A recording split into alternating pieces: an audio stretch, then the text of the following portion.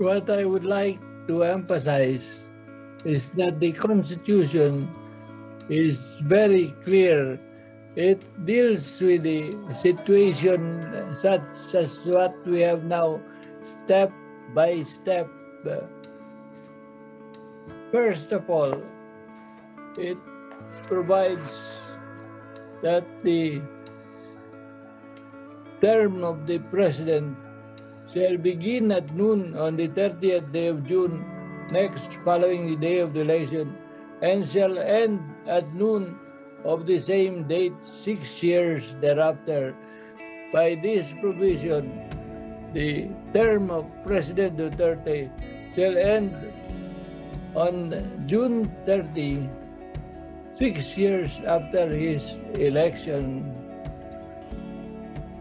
On the other hand, what happens after an election is also explicitly provided in the Constitution.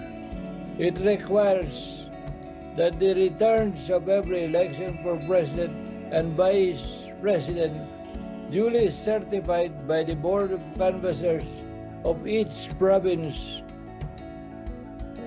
shall be transmitted to the Congress, directed to the President of the Senate.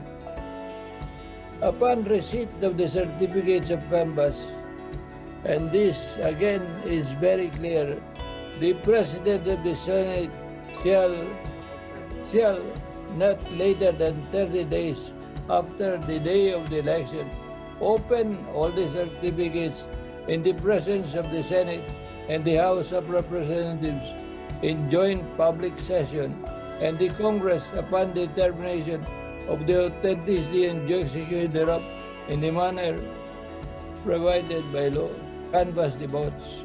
The person having the highest number of votes shall be proclaimed elected. So, his Constitution deals with this situation step by step, and there is no way, no discretion given on any intervening matter in this process. So it is clear that the President's Duterte, as mandated, shall end at noon on June 30. And the term of the new President shall begin on June 30 following the election. In the article on the judiciary, on the jurisdiction of the court, of judicial power, the courts of justice shall be entitled to consider questions involving rights which are legally demandable and enforceable.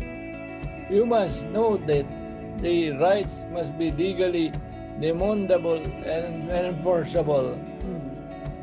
Now, if you consider the provisions of the Constitution that deals with the canvassing of votes, there are no rights that are legally demandable other than what are provided explicitly by the Constitution. But the determination of the grave abuse of discretion depends also on what the law provides. Grave abuse of discretion cannot arise on a vacuum. It must be dependent on what the law provides. So in the ultimate, it is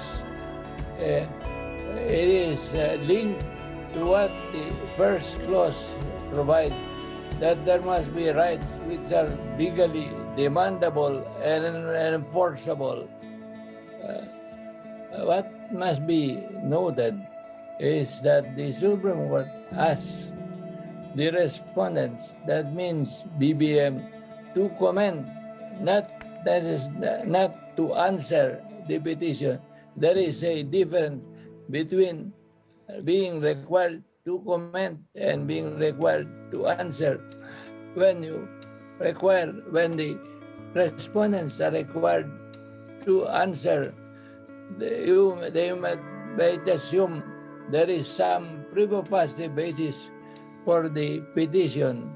But in this case, what the court required is merely for the respondents to comment. You must remember that this issue was resolved by the COMELEC division first, the second division, and then this was elevated to the COMELEC and bank, and now it's before the Supreme Court, so that this issue does not come to the Supreme Court in a vacuum. It has gone through the process before the COMELEC, first before the division, and then en banc. And that is probably why the Supreme Court required merely the respondents to comment and not to answer the petition.